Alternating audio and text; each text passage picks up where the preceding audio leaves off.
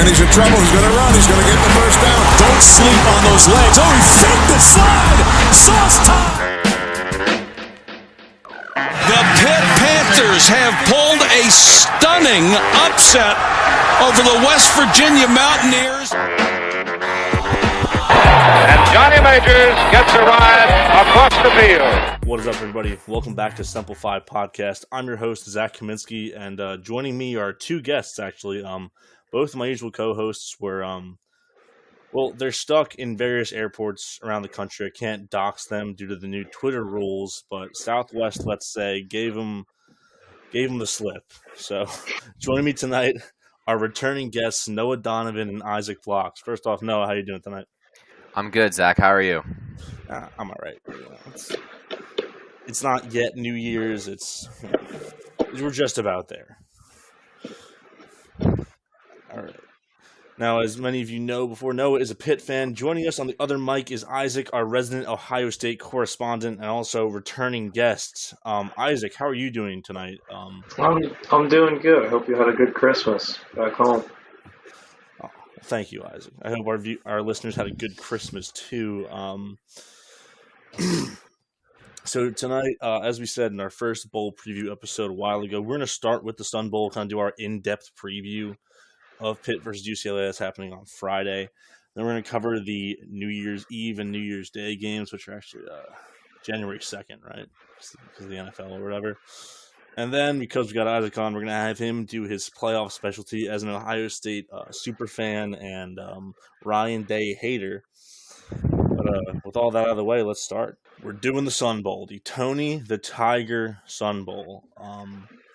Does anyone want to get off Tony the Tiger jokes before we really start in earnest here? I have nothing bad to say about Tony the Tiger. I love the cereal. Yeah, Big fan of the cereal. It's all right. It's all right. I mean, it's not the best, but it's also not the worst. Just like the Sun Bowl. Okay. All right, that's fair. Yeah. I'm only shocked that I learned this every year about the Sun Bowl. That it's CBS's only bowl game. Really? Because ESPN owns all of them, so CBS promotes the hell out of this one. And that there's not an SEC team playing in the CBS Sun Bowl. Interesting. It's something to look out for. I don't think the SEC team can go here, given the current bowl tie-ins and whatever. True.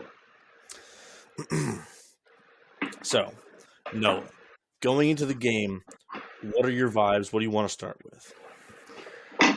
Well, I think the elephant in the room is opt-outs.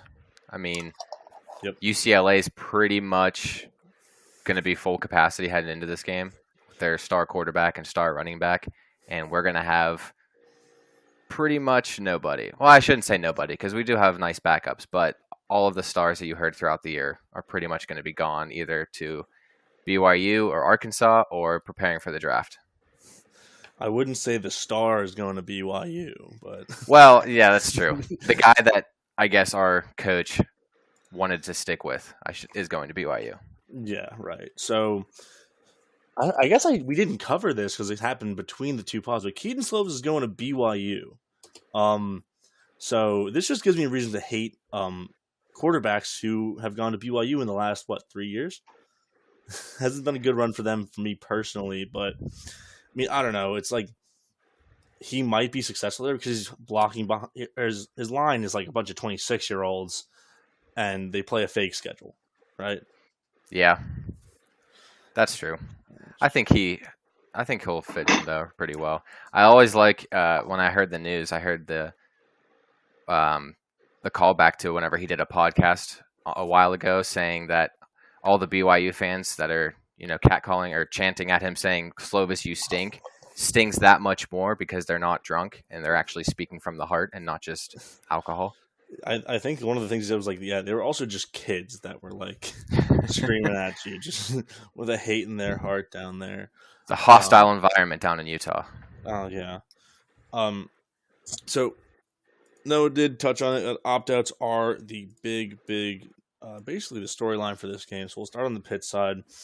As we mentioned before, Kedon Slovis is out due to being in the transfer portal. Good riddance. Izzy Abanikanda has opted out to prepare for the NFL draft.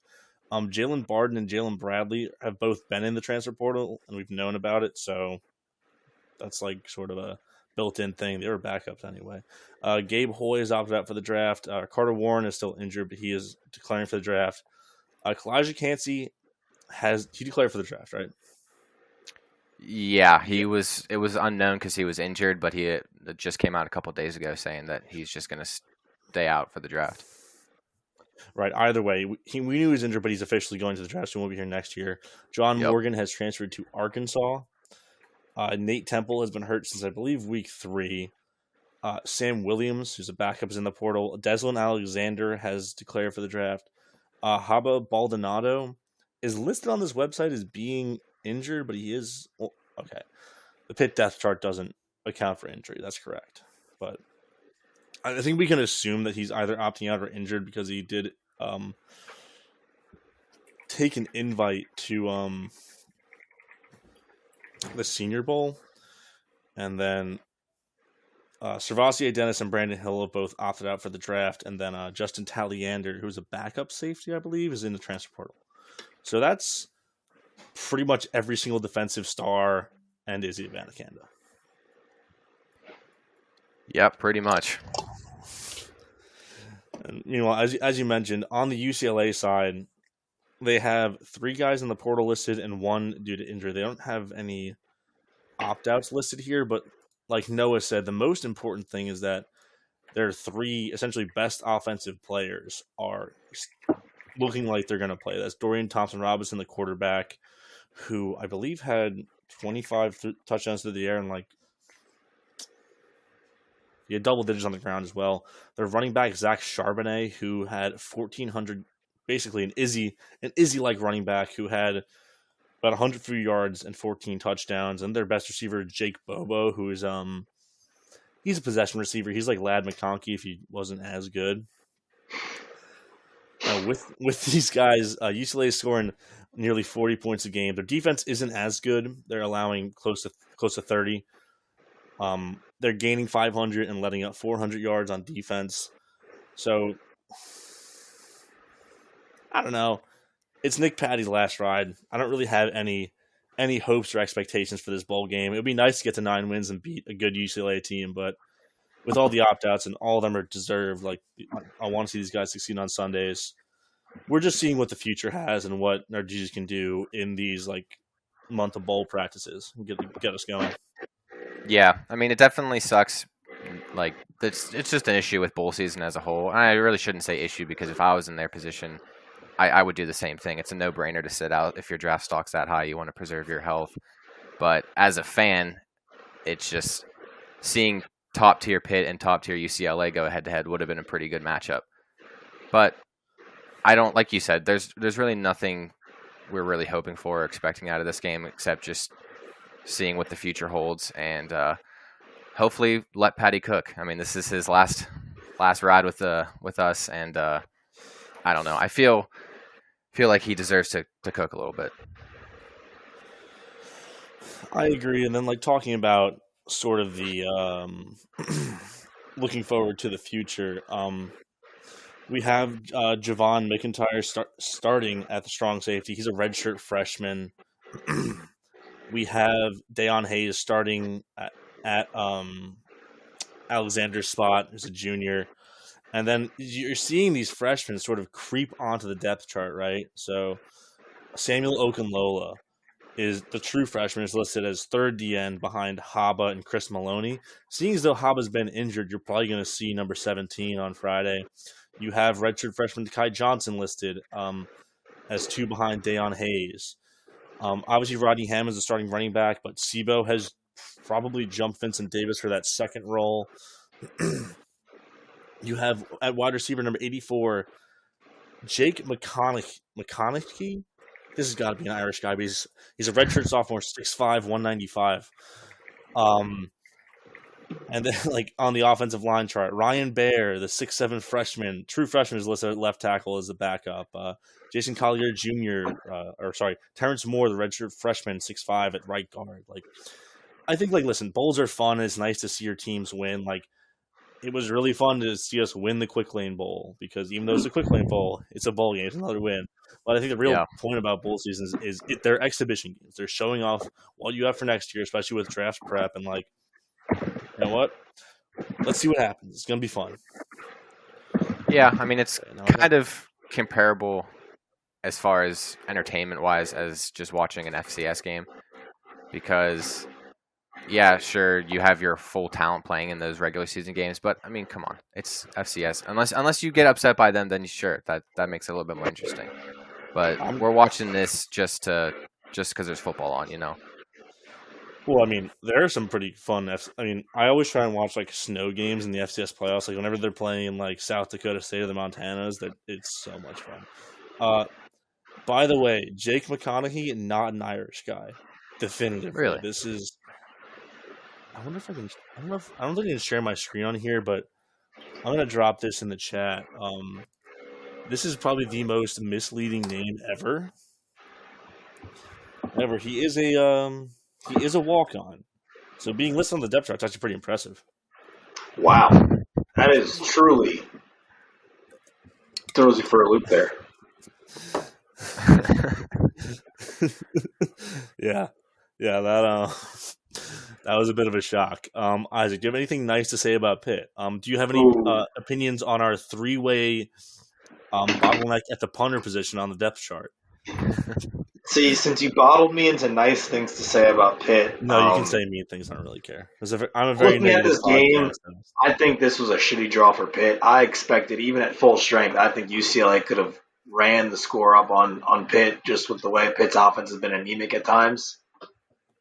But I will say I think coaching comes into it, and I think Narduzzi could have even a shorthanded Pitt ready to play, and I wouldn't be surprised if there was a Pitt upset. Just simply based on the fact that I think he could get his team together for it. But yeah, the spread at 5.5 right now seems ridiculous to me. I'd have it personally at like 8.5 or 9. Just with how explosive UCLA's offense can be at full strength. No, I agree. One thing that I did see was like the line jumped 2 points in UCLA's favor when Keaton Slovis announced he was transferring. Probably should have went in Pitt's favor. Just gonna put it out there. The only other thing I have is that I think I might have mentioned this on an earlier show. I don't care, but UCLA has a block end zone and Pitt has script, which is like whoever chose that should be like punished with death. That's a crime. Should be script on script. UCLA's been wearing a script on their helmets. There's no way that like the letters are written in script. Yeah, so very, very bad. I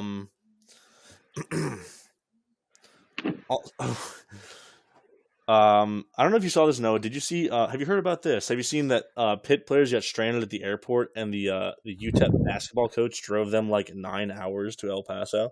I did. That's I awesome. just read about that this morning. He was saying that he's now a Pitt fan because of it. They're cheering for Pitt football. Speak of the devil. Well, so it was Samuel Okunlola, the guy we just talked about. Jake Frankel, who I believe is he's one of the walk-on quarterbacks, and then Hudson Primus, who shout out to Pitt Club Football, is a Pitt Club Football alum. Wow. Yeah, he walked on. Do we want to talk a little of every other bowl going on? I think that's it on Pitt. I don't know. Yeah. I mean, do you want to pick your winner for the Sun Bowl? I feel like.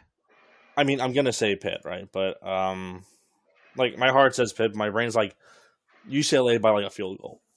Yeah, I think heart definitely with Pitt, but my wallet, if I had to put it on the line, is with UCLA. I think that like I'm starting to kind of work my brain into a tizzy, saying, "Oh, the offense's problems is more the quarterback, not the design." So I'm waiting to see what Nick Patti or Yarnell can do. And I think UCLA has a dog shit defense, so I'm gonna see what happens on the UCLA defense front. But I don't know. Yeah, UCLA by 3, I think is my prediction. Yeah, I'm going with UCLA. And Isaac, you're obligated to pick a winner. Give me UCLA by 12. All right, cool. I know who I'm picking in the college football playoff semifinal. You can join me too with that pick. You didn't just be rude about it. Jeez. I mean, you take away half of Pitt's starting defense. I don't care how bad UCLA's defense is against Pitt's offense. I think UCLA runs the score up. UCLA 2022 football. I know they had a ton of points dumped on them by a bad team. I'm trying to remember which one it was. Wouldn't surprise me if the score was 50-30 something. Yeah, they lost to Arizona 34-28. Yeah, which crushed their playoff hopes and their title Pac-12 title hopes. Yep. Yeah, because then they lost to USC the following week. Okay. So let's move to New Year's Eve. So we're going to give a quick overview of every game, what the vibes are, what we like, and then we're just going to pick a winner. We're going to start 12 o'clock on ESPN. The second New Year's Six Bowl we're going to cover. We covered the Orange Bowl last episode. The Sugar Bowl, number 5 Alabama versus number 9 Kansas State. I'm excited for this game. I don't know about you guys, but this is a fun kind of styles clash for me. Yeah, I agree. Obviously, outside of the college football playoffs, I think this is tied with the Orange Bowl as two of the most anticipated bowl games for me, just because of Really? Well, the Orange Bowl is just orange v. orange. That's just a cool game, and the teams are nice. Yes. Whatever. Yes. Alabama, Kansas State. That should be a fun game. Kansas State's been looking really good this year. Alabama's Alabama, of course, so should be a pretty good game. My thing with this is that the line is under a touchdown now, which I am interested in because Bryce Young is playing, Will Anderson is playing, but you have Deuce Vaughn, the leading receiver between these two teams, actually on Kansas State. It is Malik Knowles with 719 yards. That's the leader between the two teams.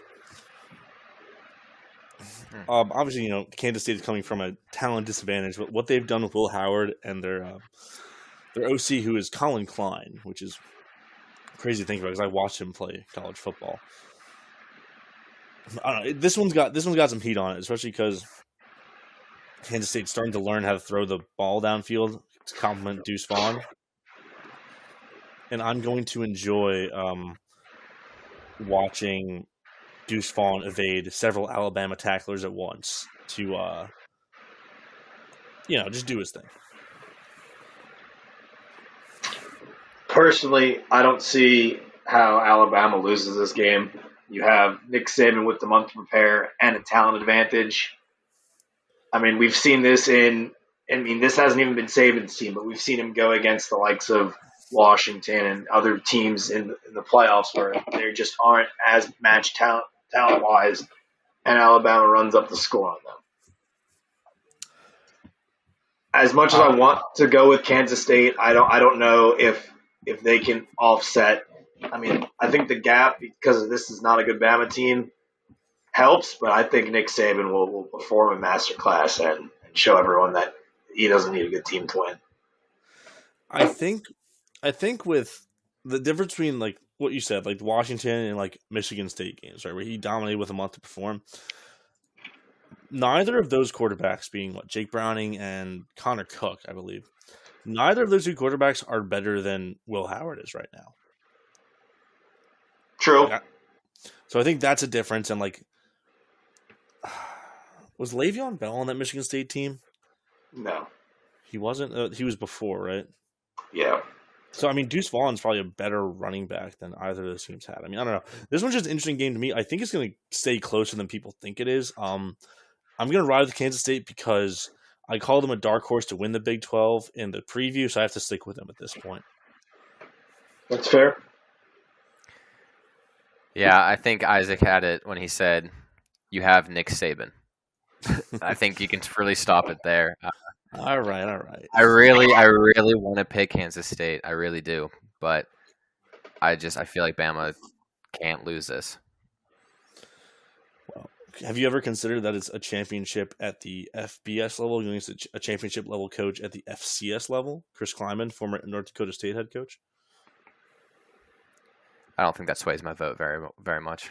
I know. I'm just, I'm having fun with it. All right, let's switch over to ABC's counter programming at 12 o'clock on New Year's Eve. That's the Music City Bowl between Iowa and Kentucky. The My over favorite under game. the over under is 31. I think I took the under at 31.5, and I'll probably take it again when it comes up to the game time. I don't have anything to go say, but nothing. This good is to say the about reason this you bowl. break out a second screen for bowl season right here. You can't not miss this game. Sure. Yeah, I don't know what more can be said about this game, but it just won't be fun to watch if you're just looking for points because there won't be any scored. So I feel what? like You said the Iowa's- over under is like 31 right now. Yeah, it's 31. 31. That's despicable. I want to see Iowa like, because I feel like they played like a crappy bowl game like for like a bunch of years in a row, right? Of course, it doesn't show me the bowl scores on these, but I guess the one interesting thing about this game is just the fact that Levis is sitting out. So if you ever had an interest to watch this game, I think it's all gone with that. I think that I saw a video of. Excuse me. Iowa has a notably shitty quarterback situation, one of the worst in FBS. I saw a video of their tight end taking, like, their NFL level tight end taking reps at quarterback ahead of this game. So These two teams played last year in the Citrus Bowl. they actually played under a year ago because that Citrus Bowl was played on New Year's Day of 2022. And Iowa lost 20-17. I would expect a pretty damn similar score. I would take Kentucky without the points, but give me the points with Kentucky. I'll still take Kentucky to win. I'm gonna take Iowa to win because even though Will Levis is bad, I don't think he's much worse than the guys behind him. I'm going to take Iowa. I feel like that's just a fun pick. Okay, we can have different opinions on what fun means.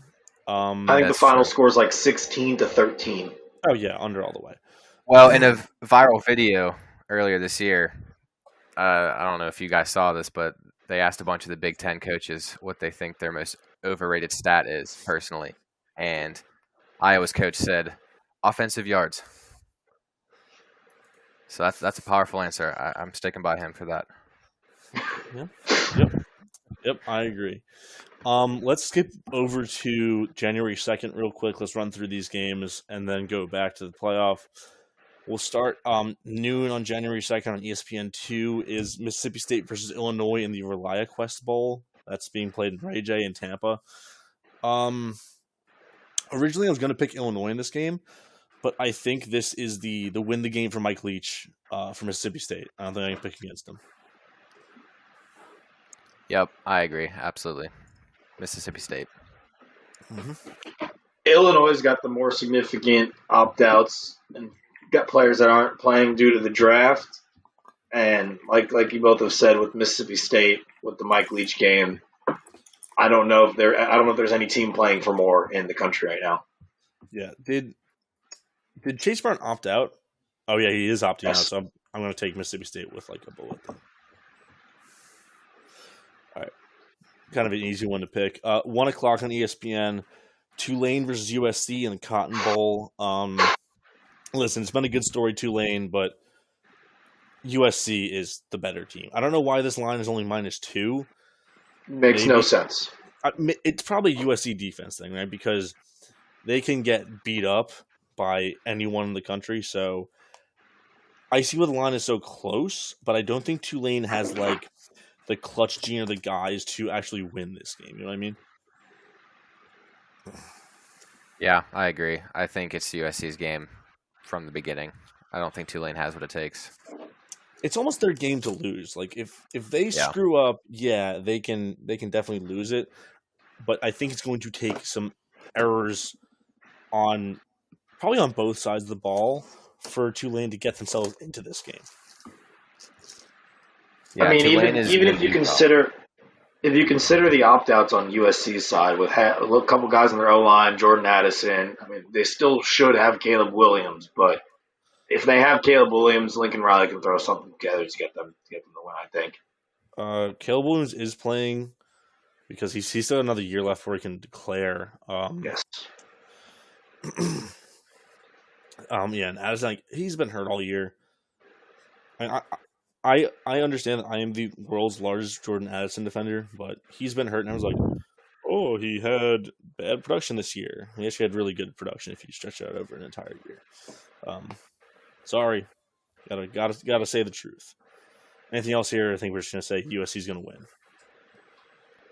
Nothing else there for me. Not All a USC. crazy high over, but 62 is an eyebrow raising over. That's tasty. Yeah, that's tasty. Let's move to 1 o'clock on ABC, the Cheez-It Citrus Bowl. This is not the Cheez-It Bowl. This is a separate bowl sponsored by Cheez-It. It's LSU versus Purdue.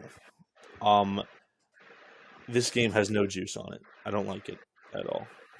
Injuries and opt-outs ruined this game for me. Yeah, because Keishon Butte isn't playing.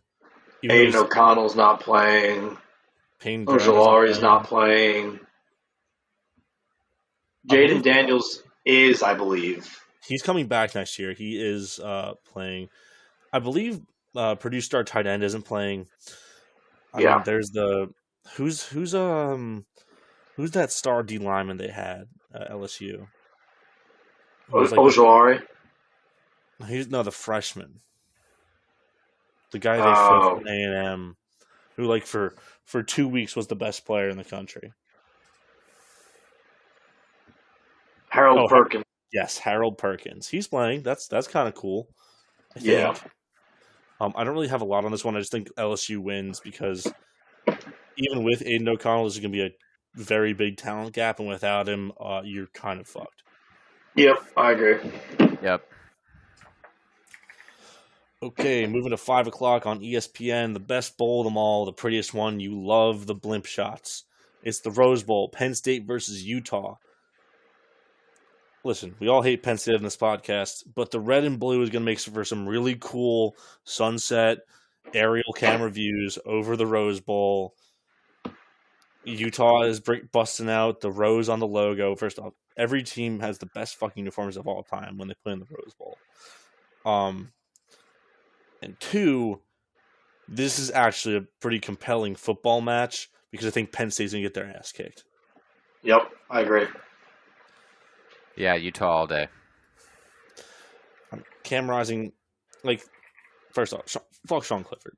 He is the fakest quarterback of all time. He sucks. He sucks. He's bad. He's old. Cam Rising, on the other hand, he's got a funny looking helmet. He's got a cool mustache. He looks like he's 5'5", but he plays like he's 6'8". And Utah has one of the their leading receiver is one of the best tight ends in college football, which I guess happens every year at Utah. I don't know. Utah's a team's going to pound you into dirt, and Penn State's always this kind of fake top X team because they play a bunch of dog shit teams and lose to the good ones. So, who's to say? Yeah, I don't know. Watching Utah against USC, not once but twice this year, have that dog in them. That was, I can't not go with them right now. Yeah, 100% recency bias for me as well. True. Right. Anything else before you start the playoff? Let's get to it. Okay, before we start the playoff, I want you guys to watch this video for me real quick. It is not playoff related in the slightest, but I think you both need to see this. So I want you to open that up for me and watch it. So, folks, what I'm I've seen this. for the listener who cannot watch because podcasting is in fact a visual medium. This is a video of how far can Joe Milton throw an orange. Now, how far would you say he threw that damn thing? It looks to be about 110 yards or more. Yeah, I mean, he cleared the field easily, and then he crushed that pole in the back. So Well, so he's throwing from the goal line, and he hits the back wall past the back of the end zone. So that's like 120 maybe. So either there's two routes he can take. Either he can take a minor league MLB contract once his eligibility is out, or what NFL GM is going to say? I can fix this. I can fix him. This guy is just like Josh Allen, except he can't throw an orange accurately, less a football. oh man, I don't know if that's gonna help very much for the Orange Bowl, but it is a very impressive thing to say. I mean, listen, not many quarterbacks. Like, I was thinking about this. It's probably harder to throw an orange that far than a baseball, and it's about the same distance from like deep right to home plate in the average MLB ballpark. So you have to think that like he's got the arm strength to play corner outfield. He just happens to be starting at quarterback for the Tennessee Volunteers. Yeah, let me see him throw a fastball, then we'll talk. Oh, he could definitely be like an Aroldis Chapman guy where he's just throwing lasers, but like there's just no way of knowing if it's gonna take off your head or be a strike down the middle. Okay, we've beaten around the bush for too long. Let's talk playoff. Let's start at 4:00 on New Year's Day. The Fiesta Bowl, TCU Michigan. There's not a lot of hype around this game, but I think this is gonna be really fun. And not even like a football perspective. Like they're both obviously really good teams. Like they don't have many flaws. Obviously, Michigan is better at running the ball. TCU can do some fancy things through the air, but it's sort of the vibes on TCU where they're never out of a game, either letting a team back in or being able to claw back into a game. Like, I don't know. This one is just, I'm ready to turn it on and have fun. Yeah, definitely. I feel like you said, there's not very much hype around it, I don't think. But I don't know. I think it's going to be pretty fun. I think a lot of people are looking at TCU as like the Cincinnati of this year, as the one of four not powerhouses in the playoffs, which is fair, I guess. But also, I think they're much better than what Cincinnati was last year and can actually. I want to say they can hang in this game, but I can also see it going. Michigan just blows them out. And, I'm going to pick Michigan for this game, but I think it's going to be a fun one. I'm gonna pick Michigan as well, but I think it's gonna be a fun one. It's just that, like, I don't know. There is sort of, no matter how fast of a start Michigan gets off to, TCU has the counter punch that a team needs to get back into a game. I think what's going to be interesting is to see if Michigan can either stay put with TCU or get off to that hot start. Because I think if TCU gets off to a hot start, Michigan's going to have a much harder time getting back into the game. Like, even though Zach, you might have just made my point. Despite me not wanting Michigan, not picking them for easy reasons, Michigan can't start a game hot. They haven't in the last 12, I don't think. I think every game they've played, they've either been down or playing close to Rutgers, Nebraska.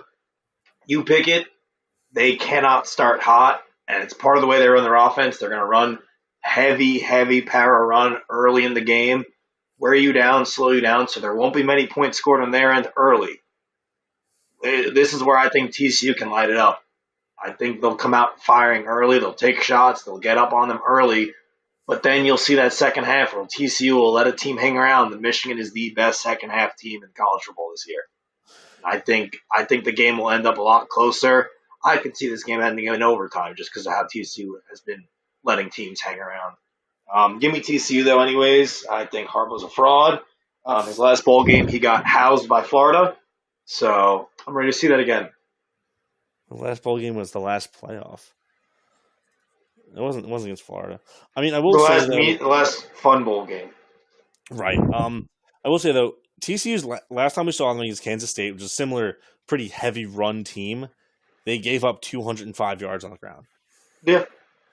So I think that's something to look out for, right? But I think Isaac's a good point. It's the question of it's not if Michigan's offense is going to get started. It's does it take a drive or two, or does it just start right away? That's the question. I think obviously it's harder to get a running offense started in the Big Ten. Let's see what happens against the Big 12 defense.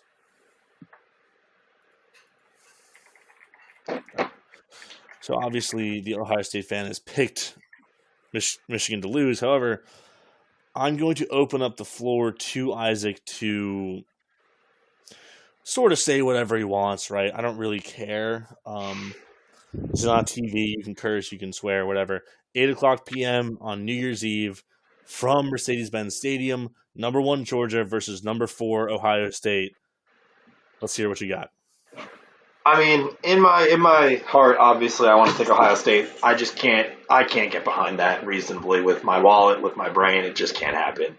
The Georgia game plan to me is too simple. It's throw it to the outside, you'll get a PI call, or just run it through the middle of the defense, and you'll probably have your way. Ohio State's taking kind of the inside-out approach with this defense. It wants you to go to the outside to swarm. I think if you get Georgia's offensive line moving and then you get them around the outside, it's over anyways.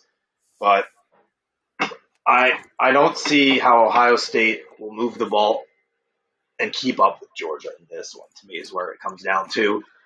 Everyone's saying, oh, LSU threw for 500 yards on a Georgia defense. Yeah, they were also down 20 when it started to really work.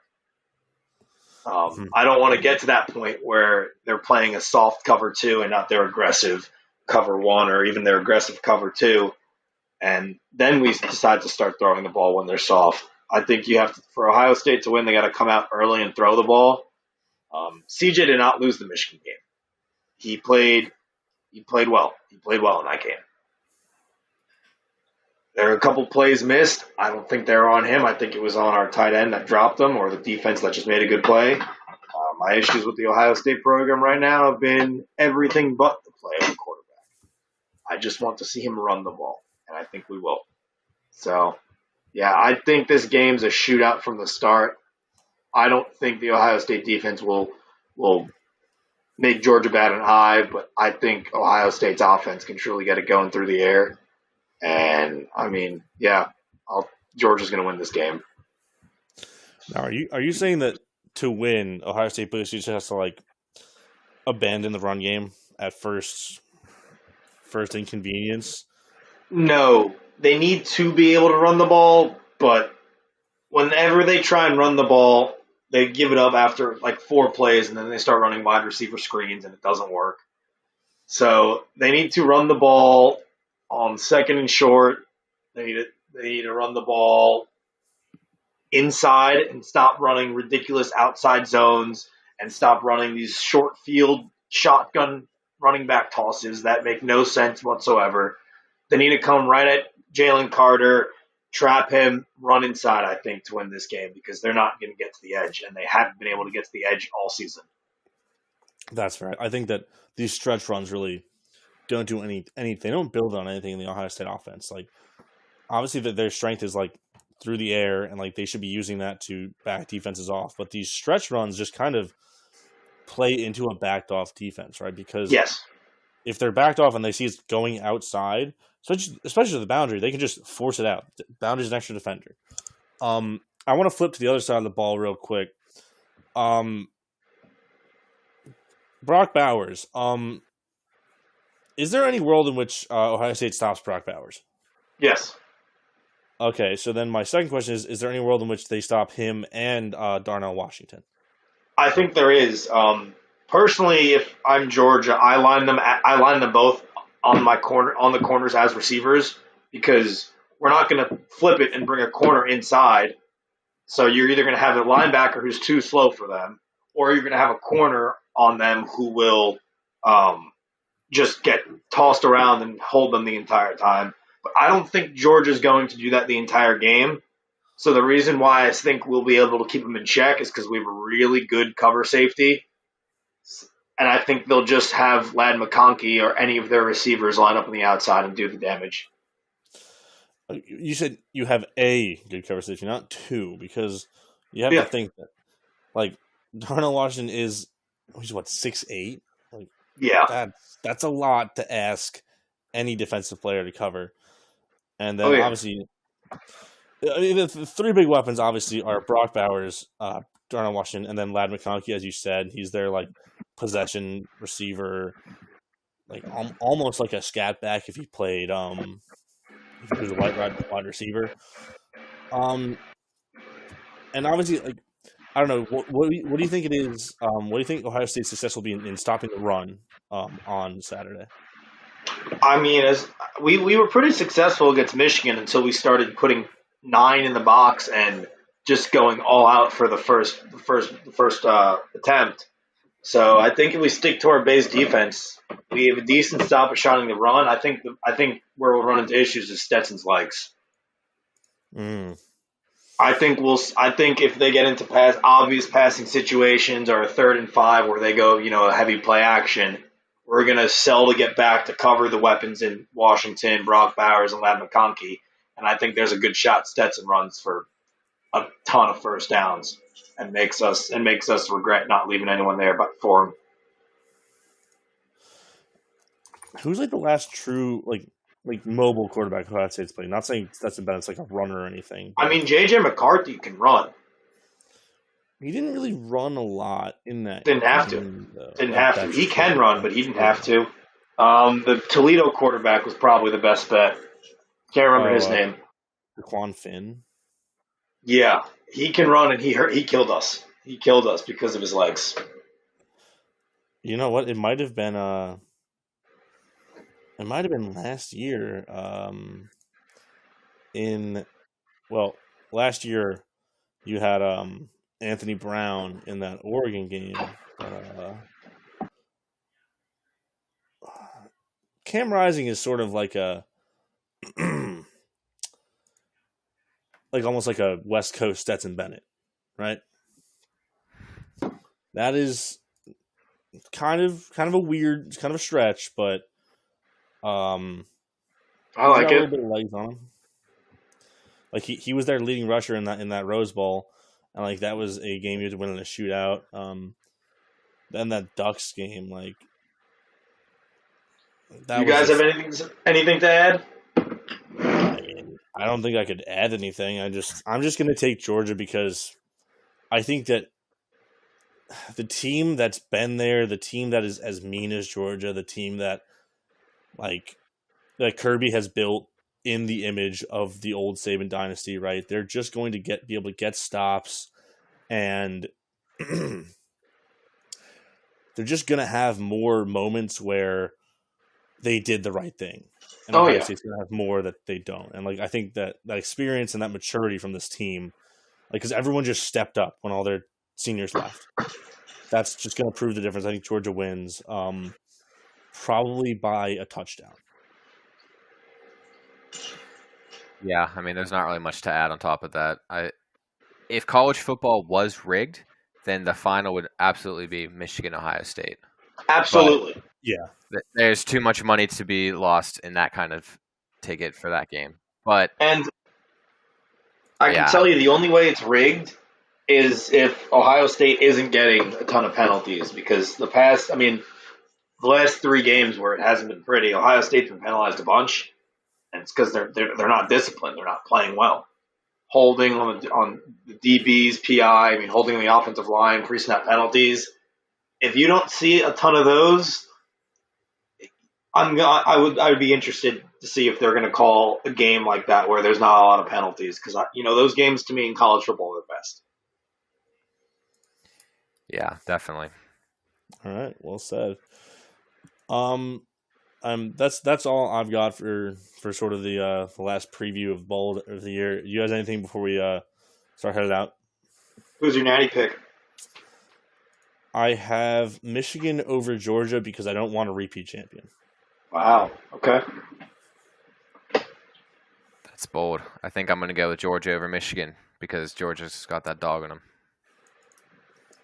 They're literally the Bulldogs. Kind of hard not to. All right, Isaac, what you cooking with? Well, I don't think Ohio State's going to win the game. They're still my natty pick. Give me them over Michigan, 52-12. All right. Ryan Day gets there with his head on fire and just unleashes it.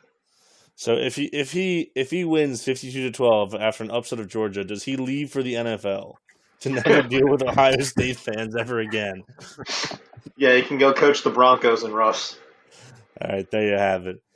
All right, everyone, thanks for tuning in to Simplify. I'd like to thank our wonderful guests, Isaac and Noah. Before we close up shop tonight, do you want to plug anything that you got? I want to plug the Pitt Panthers at the Sun Bowl on Saturday. Watch it. All right, cool. Well, what's your Twitter? Maybe you want people to follow you on there. No shot. No, my Twitter handle is at Noah E. Donovan. That's just my first name, middle initial, and last name. Follow me on Twitter. Follow Noah on Twitter. Isaac, what you got? Watch the Jets. They're about to win 2 in a row and get into the playoffs behind Mike White. And my Twitter is at Isaac Bloch 20. All right, cool. And as always, remember to favorite the show, download the episodes, subscribe, give us 5 stars, follow us on Twitter at SimplifyPod. Tell your friend, tell your coworker, tell random people you see on the street, tell people in the doctor's office, get sent to a mental institution, tell your roommates in the mental institution. And with that, we'll see you next time. Go Pitt.